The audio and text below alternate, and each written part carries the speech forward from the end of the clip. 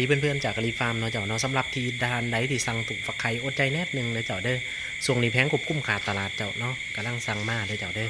อันนั้นยังบ่ทันได้หอดเถื่อเจ้าอดใจแนบหนึ่งเลย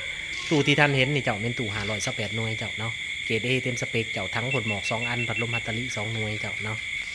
พวกนี้ก็จะเป็น352หน่วยเจ้าเนาะตัวนี้กำลังเข่าโค้งเจ้า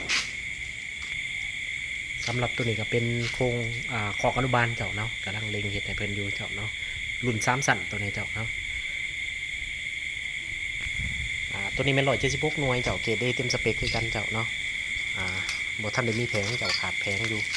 แผงควบคุมเหมือนเจ้าขอบใจหลายๆที่ติดตามรับชมเลยเจ้าเด้อเดี๋ยวให้เบิ่งตัวนี้ก็แม่นอันนี้เป็น112หน่วยเจ้าเนาะ112หน่วยก็ทรงบ่ทันได้เทื่อเจ้าเนาะขาดแผงอยู่อดใจรอแน่นึงเด้อเพื่อนๆเด้อเครื่องมาฮอดละสิเผาพยายามส่งทันทีเจ้าขอบใจหลายๆที่ติดตามรับชมเจ้าเบิ่งรีวิวตื่มในโพสต์นี่เฮาพาไว้อยู่เจ้าขอบใจเจ้า